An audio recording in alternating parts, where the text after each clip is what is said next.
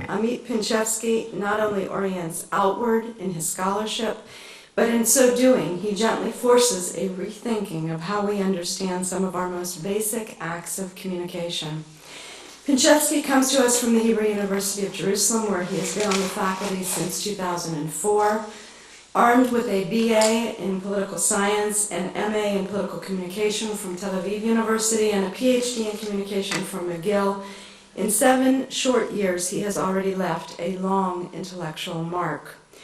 Pinchevski's trajectory has been both inventive and wide-ranging, building upon self-crafted neighborhoods that are inhabited by surprising and unpredictable residents.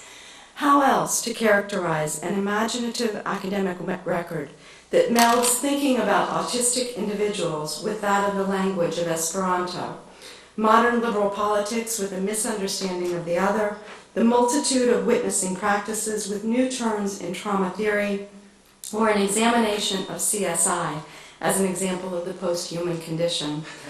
Related in that they repair to different notions of communication than those widely proffered, they call upon us to rethink how and why we communicate, turning the instability, contradictions, and noise underlying the mechanics and ethics of our acts of communication into intellectually productive terrain. Author or editor of 2 books, the first of which, by way of interruption, Vadinas and the Ethics of Communication, was published in 2005. Pinchevski has also co-edited Media Witnessing, Testimony in the Age of Mass Communication, and is in the process of co-editing another book on media ethics. He's organized multiple international symposia, published over 20 research articles and book chapters, and delivered nearly 50 presentations and invited talks in Israel, the US, the UK, Canada, Sweden, Turkey, and Italy. Whether he is speaking about trauma and popular culture or responsibility and alterity, he is always provocative. So get ready to be provoked. As Amit Pinchevski talks to us tonight about Eichmann on the radio, media, memory, and trauma.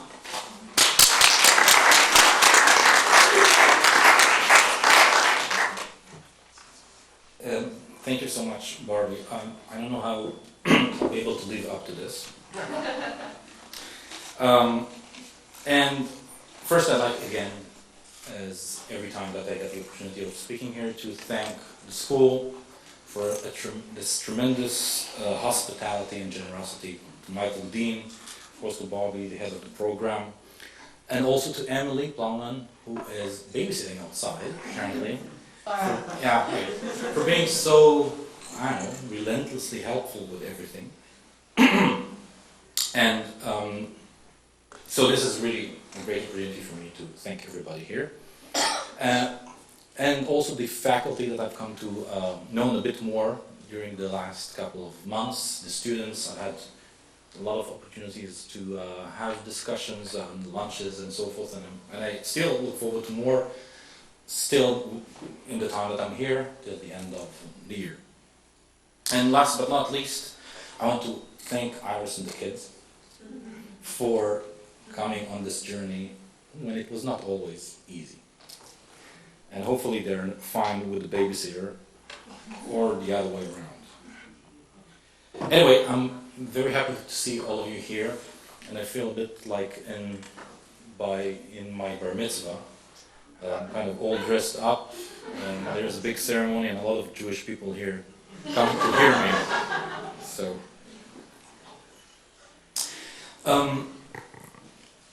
the topic of my talk today is part of an ongoing project over the last few years, which concerns the intersections of media and trauma. And the Eichmann trial was for me one big case of such interactions or conjunctions of media and trauma.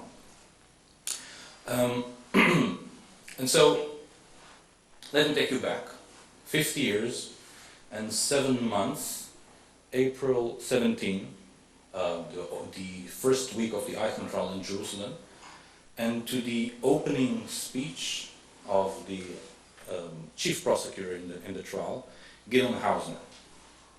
Let's see if that works.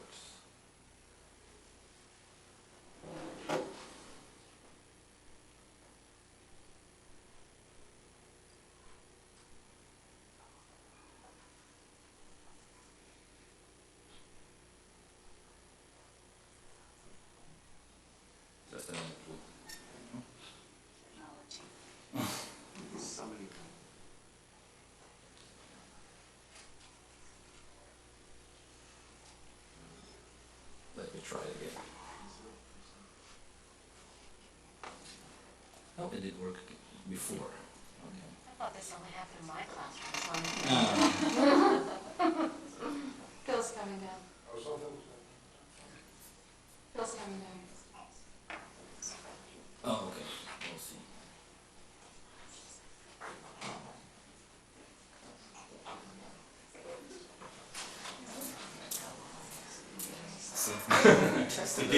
It did work. Everything worked.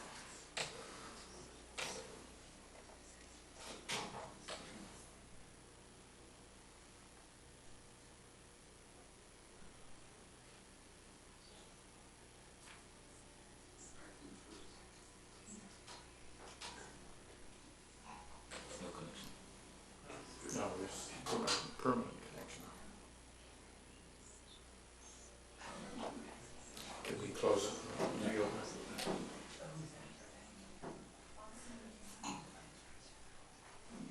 Yeah, that's the one.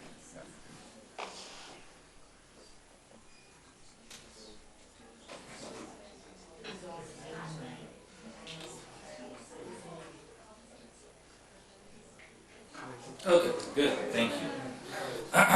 So, hopefully we won't need you again. Okay, so, opening speech, that's April 17th, 1961.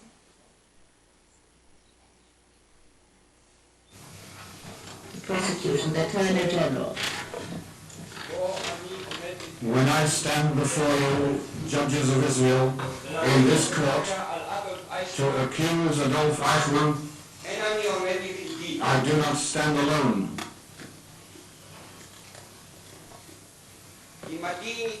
Here with me at this moment stand 6 million prosecutors.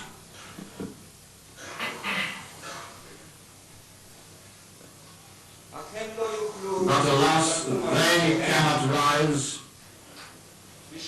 to level the finger of accusation in the direction of the glass dock and cry out, "J'accuse," against the man who sits there.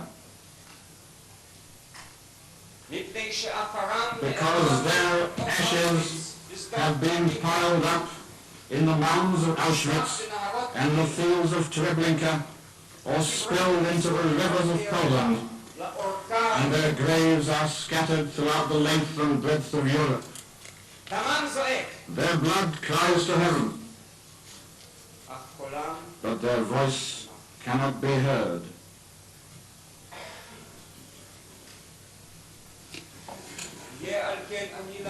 Thus it falls to me to be their mouthpiece and to deliver the heinous accusation in their name.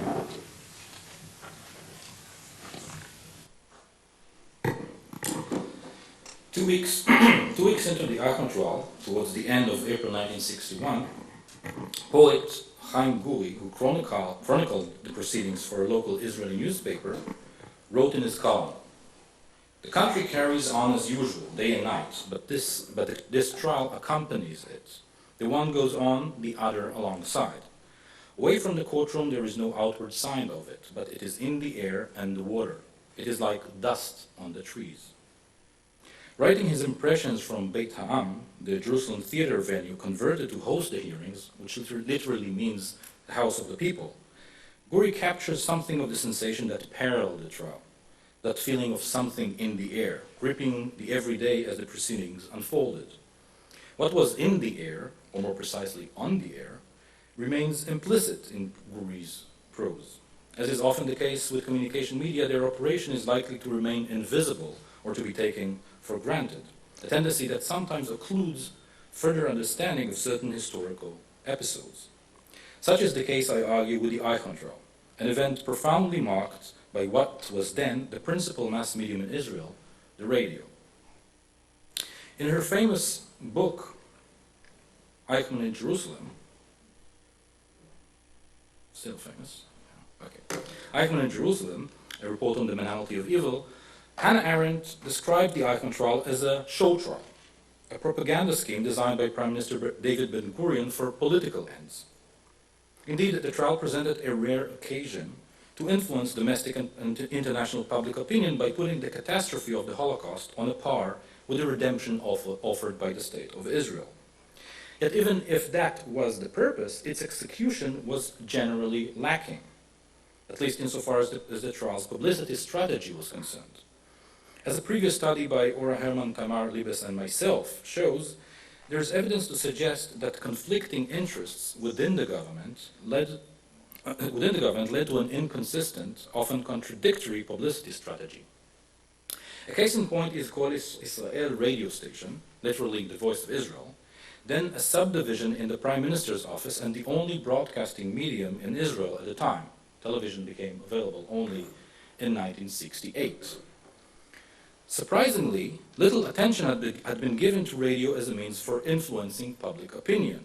In fact, Kol Israel's representatives were not even invited to participate in the meetings held by the Prime Minister's office in preparation for the trial. What Israeli officials were mostly concerned with were the coverage of the foreign press and the filming of the trial. As for the filming, the job was given to a relatively unknown and largely inexperienced New York-based company by the name of Capital Cities, and the reasons for its hiring still remained rather unclear. The Eichmann trial was one of the first events to be filmed in videotape technology, presumably because the court could be appeased by the fact that video cameras, unlike film, made no noise and would be easy to conceal. Yet videotape presented a problem for most television networks, whose technical apparatus at the time was predominantly film-based. All that was, of course, irrelevant for the Israeli public, who was able to watch only short segments from the trial in newsreels at local cinemas, and even that with a week's delay, at least. While the government's publicity strategy for the trial was faltering, Kol Israel's producers proceeded, largely on their own initiative, in preparation with technical preparations for the trial, culminating with the construction of a small radio station on site. It was therefore the lack of local visual media that was the context of radio's dominance. Radio transmissions from the courtroom had a tremendous impact on the Israeli public, an impact that genuinely took the Israeli leadership by surprise. Even today, for many Israelis, the most vivid memory associated with the trial is listening to live radio broadcasts from the court on a daily basis. For most, the broadcast testimonies of survivors were the first comprehensive encounter with the Holocaust. Many a volume has since reiterated the memory of the trial as an ongoing radiophonic media event. However, as our previous study reveals, live transmissions from the courtroom were actually quite rare. No more than 12 broadcasts over a period of 4 months, that is, April through August 1961. What was aired regularly was a daily 25-minute recap of the day's session broadcast immediately after the evening news. That radio, particularly live transmissions, became inseparable from the memory of the trial is presumably related to the dynamics of collective memory. But it might also be telling of the distinctive role of media in mediating collective trauma. And this is the subject of my talk today. Drawing on historical material, personal and literary accounts, as well as a series of in-depth interviews with Israelis who witnessed the trial through the radio, I propose that radio played a vital role in the public articulation of Holocaust trauma in Israel during the Eichmann trial. Rather than merely serving as an instrumental role in broadcasting the proceedings, radio importantly shaped the way the trial was perceived by the Israeli public. Specifically, radio facilitated a fundamental shift in the status of Holocaust survivors in Israel. Previously seen as deeply traumatized, unable or unwilling to speak about what happened over there, survivors were now invited, for the first time, to publicly bear witness to their stories. Through radio, survivors underwent a profound transformation, from bodies without speech into disembodied speech. For those once deemed speechless, this embodiment meant the opening of new forms of address and the liberation of new modes of expression. In a seminal study, literary scholar Shoshana Feldman takes issue with Arendt's account of the Eichmann trial, arguing that the trial's impact and ultimate significance are linked precisely with what Arendt declared as most problematic. Specifically, it was the summoning of more than 100 witnesses to the stand by the prosecution, while it was clear that none would have been necessary for conviction, that effectively transformed the trial from a criminal litigation into a public narration of trauma. Rather than follow the path of the Nuremberg trials in setting legal precedents for crimes against humanity, what the proceedings should have been about, as per Arendt, the trial exceeded jurisprudence to involve personal narratives of survivors for extra-legal purposes. It was the public performance of testimonies, suggests Feldman, that made the Eichmann trial revolutionary. I quote, "Now for the first time, victims were legitimized and validated, and their newborn discourse was empowered by their roles not as victims, but as prosecution witnesses within the trial." The point where Feldman diverges most radically from Arendt concerns the testimony of the writer Yechiel Dinur, then known exclusively by the pen name Katzetnik. Now I'd like to take a short pause and let you see a few minutes of Katzetnik's testimony as it was videotaped during the trial. And what I'll do next is I'll play the last minute of the same testimony as it was heard on the radio.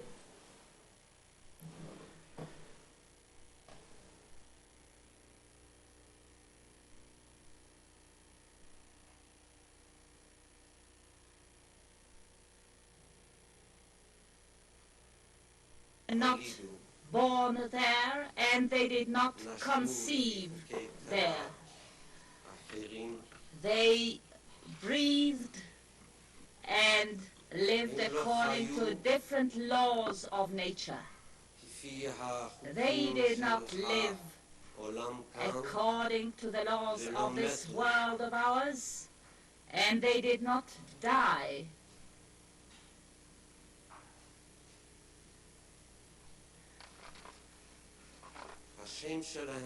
Their name was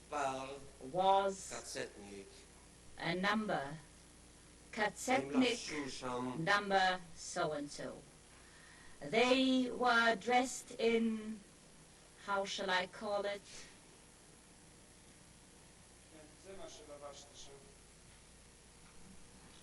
Mr. Hausner, showing the witness a suit of striped clothes. Is that what you used to wear there at Auschwitz? Yes. This is the garb of those who lived on this planet called Auschwitz. And I believe wholeheartedly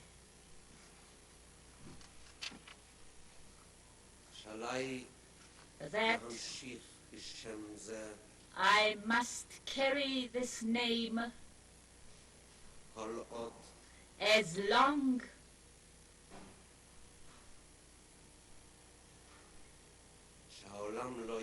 as the world will not awaken after the crucifying of the nation to erase this evil, as humanity has risen after the crucifixion of one man. I believe wholeheartedly that the same as in astrology, the stars influence our fate, in the same way the star at Auschwitz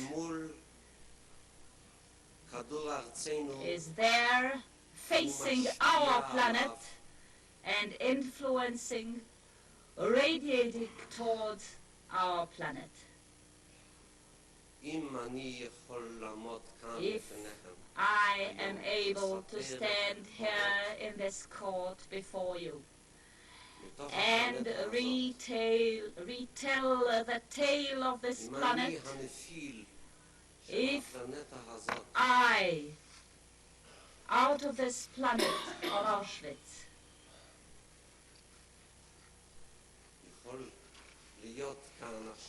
am able to be here with you today, then I believe with all my being that this is thanks to the oath I made to them there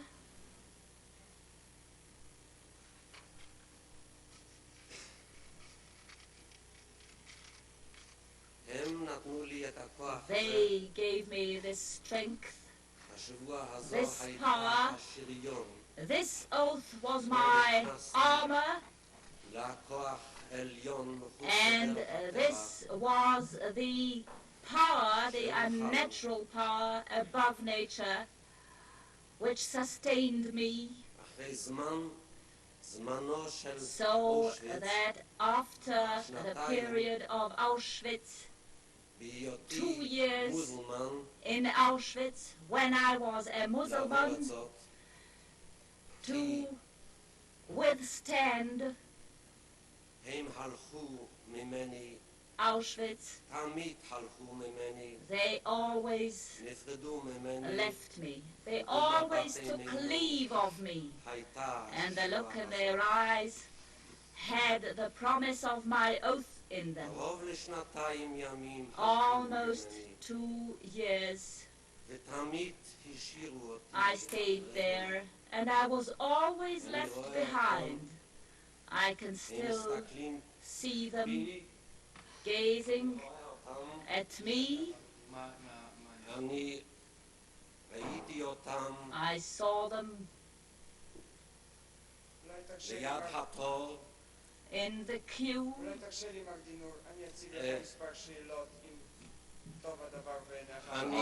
Could I perhaps, Mr. Dinur, put a few questions to you, if you will consent?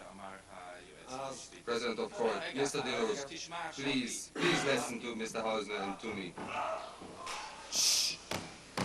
שקט.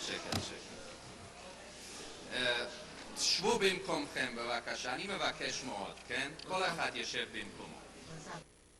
What you heard was the original simultaneous translation from the trial. And now, last minute, as it was heard on the radio.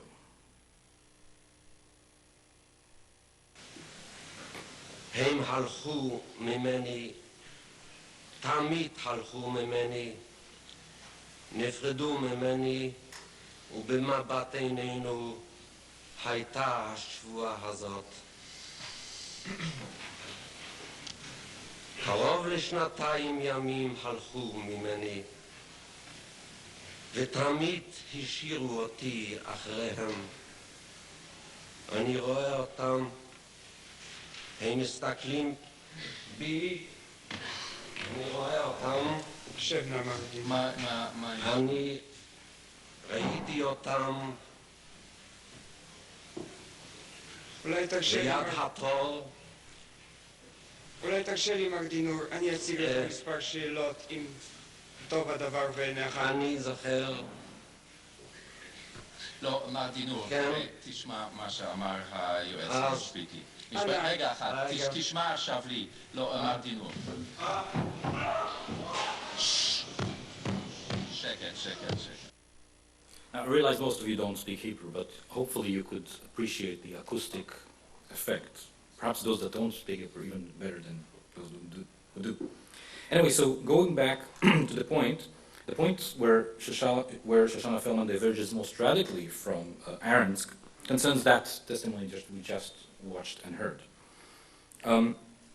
For Arendt, Katzetnik, and I quote from Arendt, the author of several books on Auschwitz that dealt with brothels, homosexuals, and other human interest stories, end of quote, seemed an overly dramatic witness whose testimony was more of an excursion into metaphysics than a proper legal statement, and whose subsequent collapse on the stand was indicative of the trial's fundamental flaws. For Feldman, on the other hand, Katzetnik's collapse encompassed the very essence of the trial, the interruption of the law by what cannot be expressed by the law, the wordless trauma, which was reenacted within the court and gained articulation precisely through the failure of the trial's legal framework. Feldman ultimately suggests that the Eichmann trial demonstrates the confluence of private trauma and collective trauma. Insofar as the prosecution was concerned, the trial was about a collective crime to be tried on the collective level, which in turn required transforming, and I quote, an incoherent mass of private traumas into one collective national and public trauma. Yet in the courtroom, as Feldman astutely shows, a more profound process was taking place whereby survivors' private traumas were inadvertently gaining a transmitting power, engaging, unprecedentedly, audiences both inside and outside the courtroom. However, it remains unclear how Feldman accounts for the sudden and almost contagious transmissibility of survivors' private traumas, especially given that prior to the trial, as she indicates, survivors did not talk about their past, and when they did, they were not listened to. Jeffrey Alexander's theory of cultural trauma proves helpful in this respect. According to Alexander, collective trauma does not share the structure of individual trauma. It is not an immediate, unreflexive response to a shattering event. Rather, it is a socially constructed process of representation and mediation that renders an event traumatic for a society. Thus, for something to be collectively traumatic, it must be coded and mediated as such. The social construction of trauma proceeds as a process that defines an injury, establishes the victim, attributes responsibility, and brings transformation. This process involves different agents. On the one hand, carrier groups, the collective agents of trauma, which make the claim about the injury suffered. On the other hand, the wider audience, which typically had no relation to the victimized group beforehand, but might come to symbolically participate in the trauma if successfully represented. In between, there are the institutions that mediate the representations of trauma, chief among which are the mass media. This model applies accurately to the Eichmann trial. The survivors' witnesses, the once discredited victims, who became the carrier group of trauma, the court as the immediate audience and the Israeli public as the wider audience, and radio as the principal medium of relaying the process whereby the Holocaust became a collectively shared trauma in Israel. At issue then is not only the coincidence of trial and trauma, but also their intersection with media, the way the trial, the traumatic past, and the broadcast voice converged into a collectively mediated speech act. But before returning to the trial, a few prefatory notes on the radio are in order. As a broadcasting medium, radio produces a social space riddled with paradoxes. Public transmission heard in the most private settings. Socially shared experience that triggers individual imagination. Solitary reception that breeds a distinctive sense of togetherness.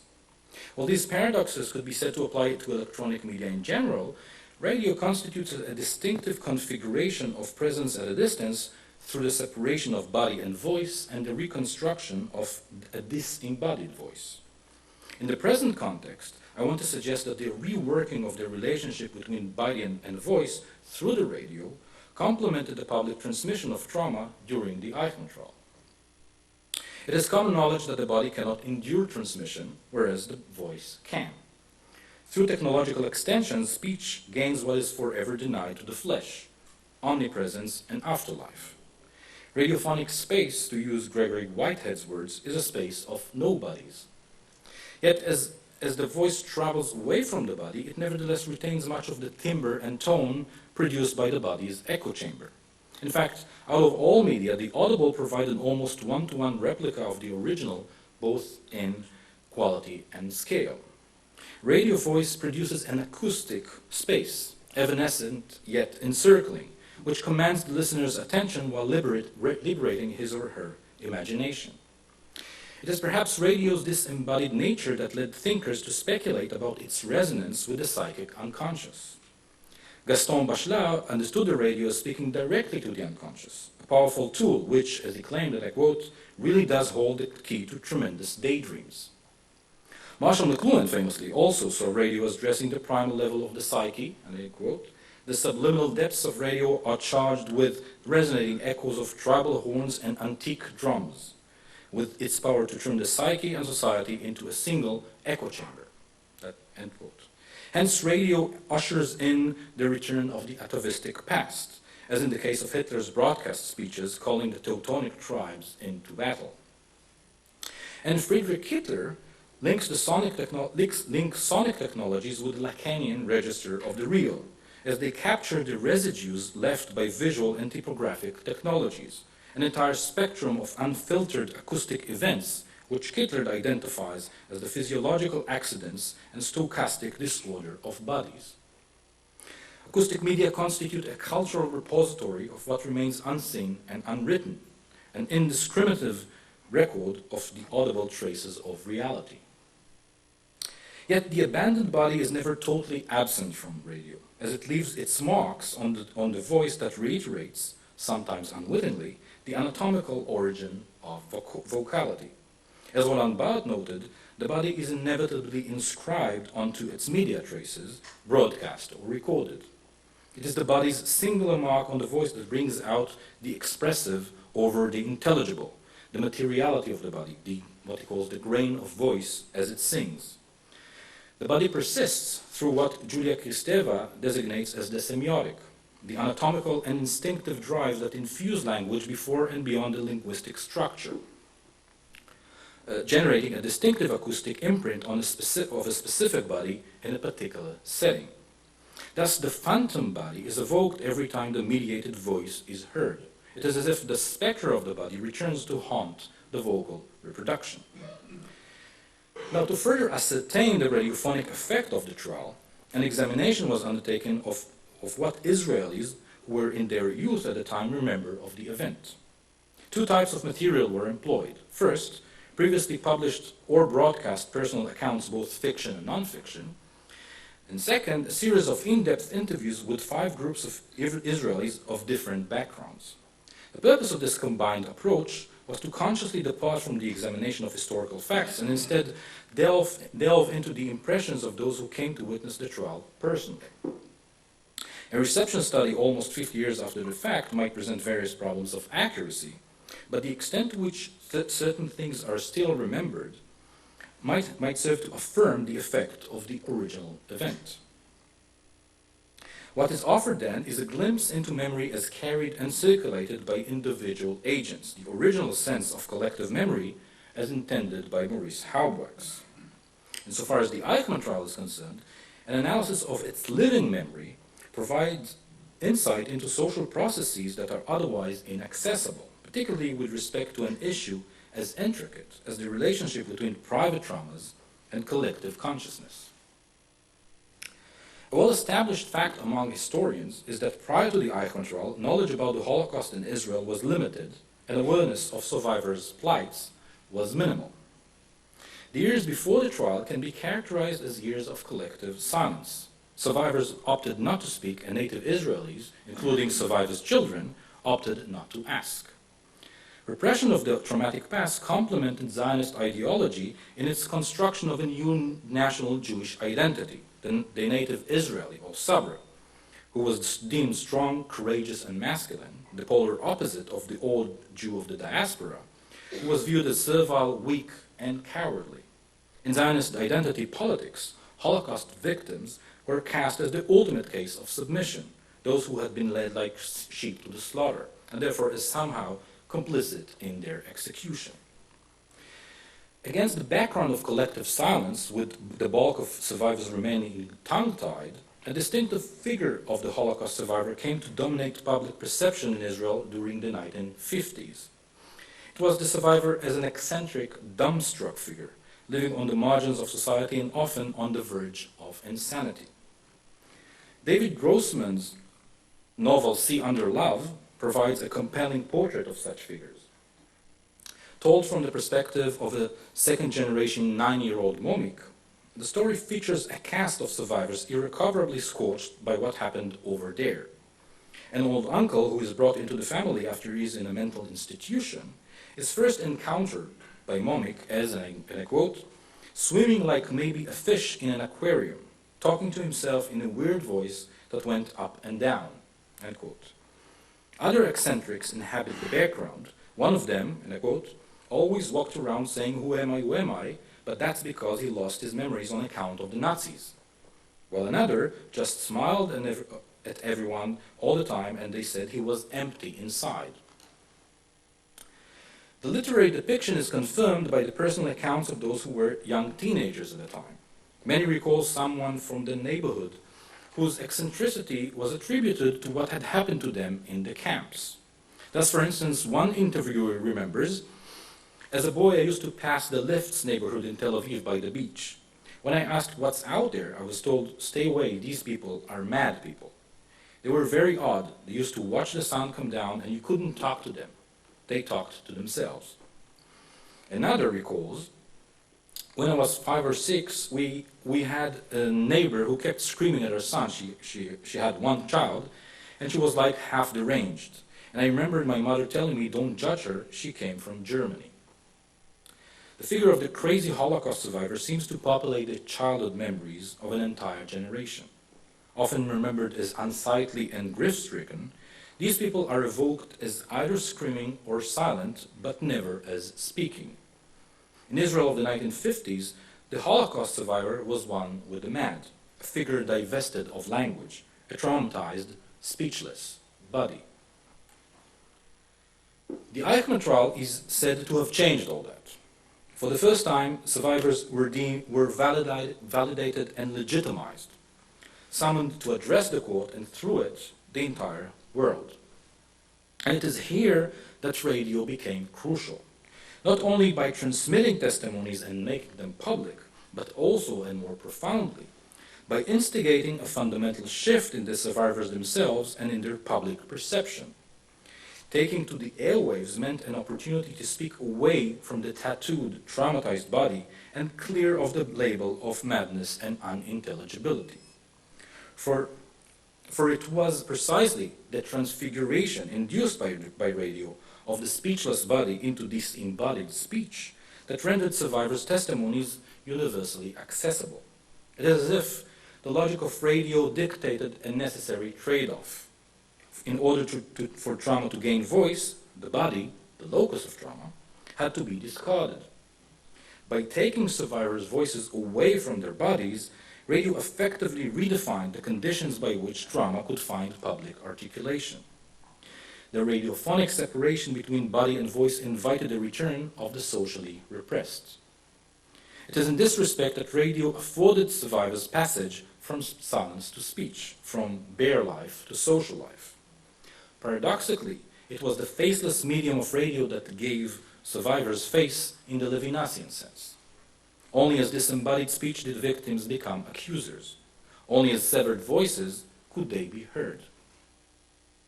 Clearly, these voices were unlike anything heard before. Indeed, all the interviewees state that listening to court sessions on the radio was for them the unveiling of what had previously been shrouded in silences, whispers, and fragments.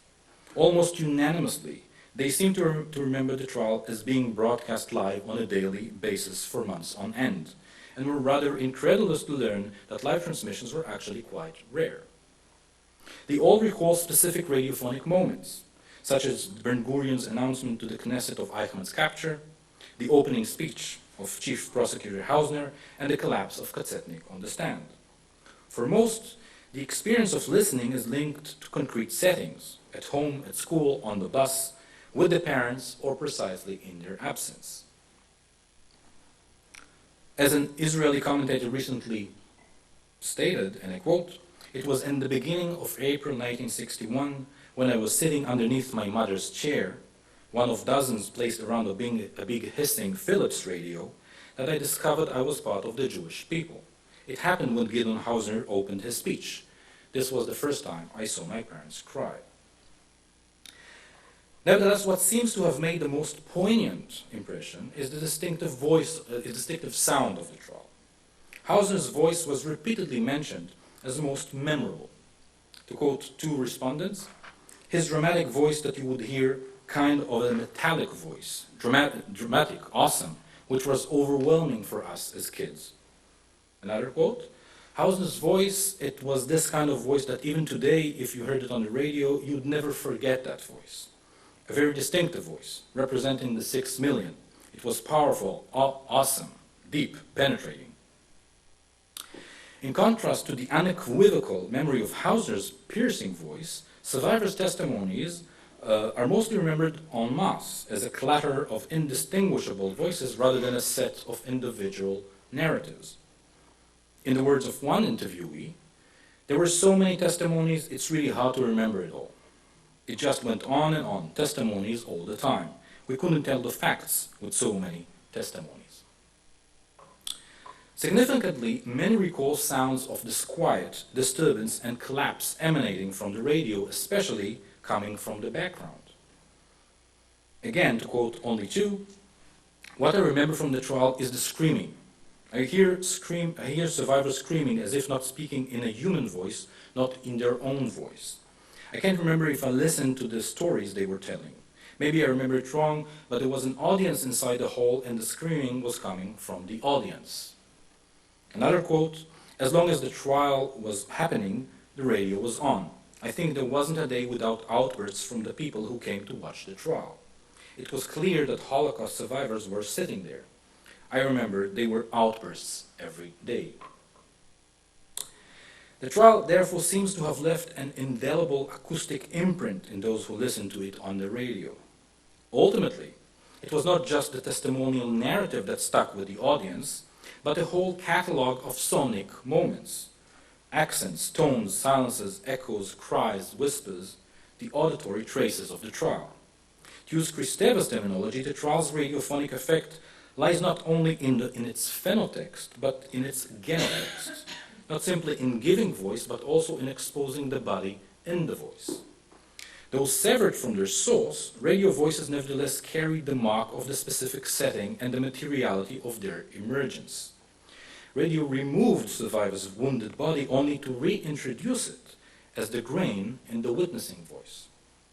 The radiophonic might now appear as the dialectic rather than the separation of body and voice.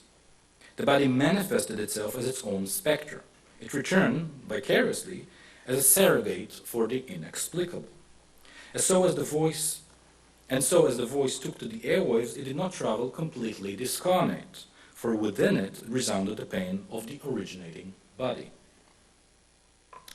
Studying the role of radio during the Eichmann trial may have implications beyond the particular historical episode. Indeed, the issues raised here can provide insight into the processes by which private traumas become a collectively shared cultural trauma, namely the mediation of trauma. More specifically, what this study suggests is that the technological mediation, what might be called the mediatization, bears importantly on the ways trauma is rendered public. As mentioned earlier, it is possible to identify two opposing approaches to the mediation of trauma, the psychoanalytic approach represented by Shoshana Feldman and the sociological approach represented by Jeffrey Alexander. Both approaches, however, are largely oblivious to the technological specificities of the media involved in the process. Feldman maintains that the Eichmann trial occasioned the transmission, this is the term she's using, the transmission of private traumas into collective consciousness. Yet her analysis ignores the actual transmission happening on the air, thereby missing the uncanny conjunction of the two kinds of transmission conjured up by the trial, the traumatic and the radiophonic. Jeffrey Alexander, on the other hand, suggests that for trauma to be shared collectively, it must be made intelligible. Yet he tends to confuse mediation with representation and often treats different media as interchangeable means of propagation. Like other forms of cultural mediation, the mediation of trauma is predicated to a considerable extent upon the media technology at work.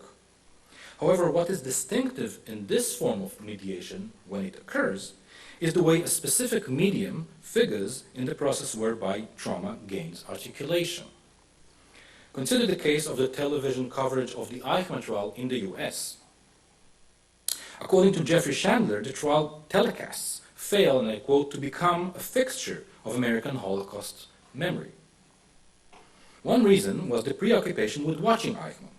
The act of seeing the arch-villain in the flesh on the television screen was so gripping that it overshadowed everything else. The image of Eichmann inspired a range of associations, starting with speculation about the Nazi character, through the inner monstrosity revealed by his involuntary gestures, and ending with fascination with the glass booth, which seemed to some as the glass cage used in American televised quiz shows. Thus, as Chandler concludes, and I quote, "In contrast to Eichmann's corporeal, if inscrutable, presence at the trial, the 6 million remained elusive." While any comparison between the US and Israel on that matter would be somewhat tenuous, the contrast is nevertheless telling. Whereas in the US, television brought fixation to the spectacle of Eichmann, in Israel, radio yielded concentration on the survivors' testimonies. The two media radicalized the disparity between image and sound with respect to the same event. This study has also shown that media do not simply relate trauma, but importantly participate in performing the traumatic effect.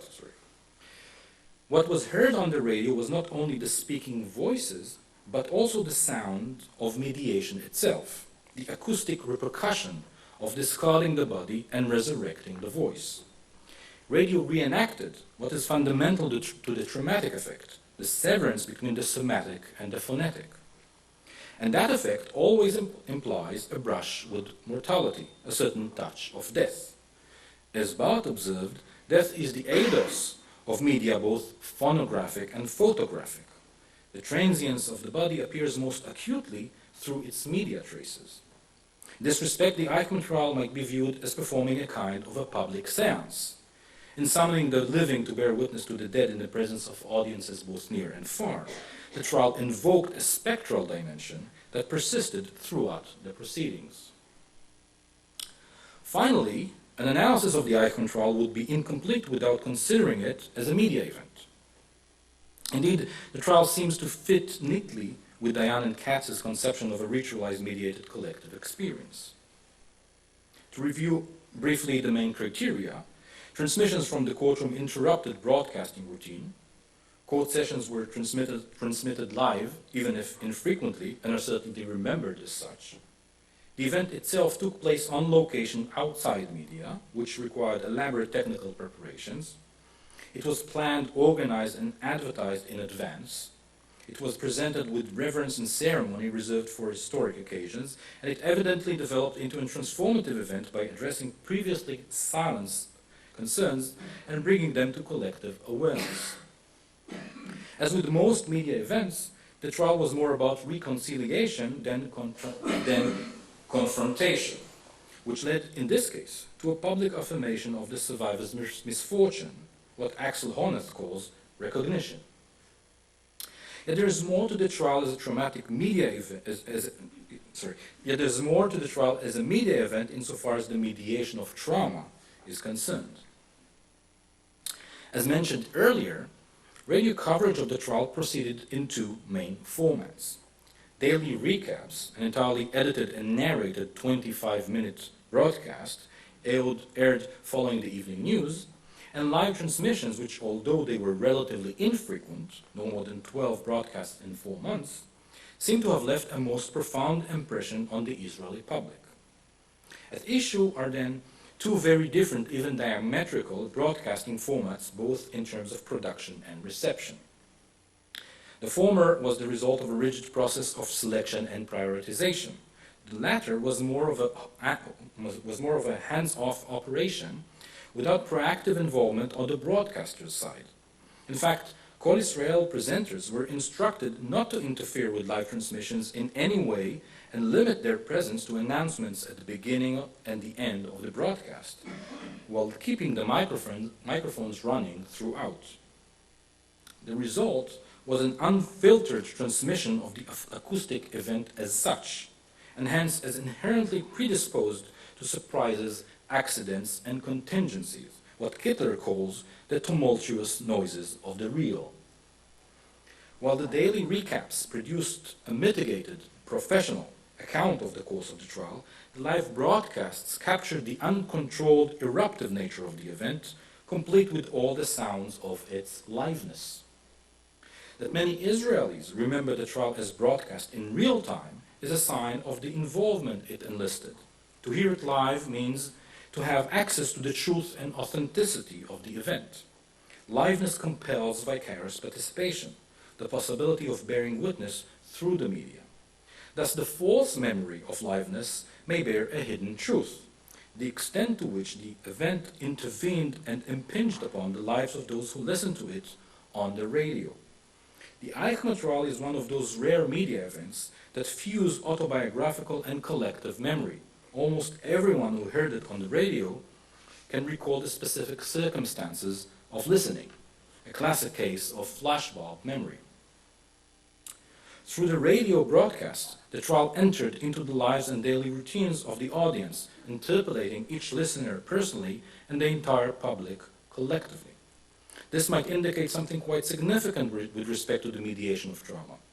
The interruption to everyday life produced a sense of exigency and momentousness, which paralleled the articulation of private traumas in the courtroom. This is yet another sense in which media perform, rather than merely relate, cultural trauma. To sum up, the perceived experience of liveness completed the sensation of discharge that emanated from the courtroom, the sense of something unprecedented happening, the interruptive force of the event. It is as though live transmissions reenacted on a grand scale that which underlies the very experience of trauma, the persistence of something intangible yet invasive that haunts the present and is always experienced in the present. Two kinds of interruption were therefore at work in this trial. On the one hand, the sounds of corporeality clamoring within the broadcast testimonies. On the other hand, the interruption of routine caused by the broadcast itself and experienced affectively by the audience. And it was the combination of the two that contributed importantly to the mediation of cultural trauma during this historic trial. Thank you very much.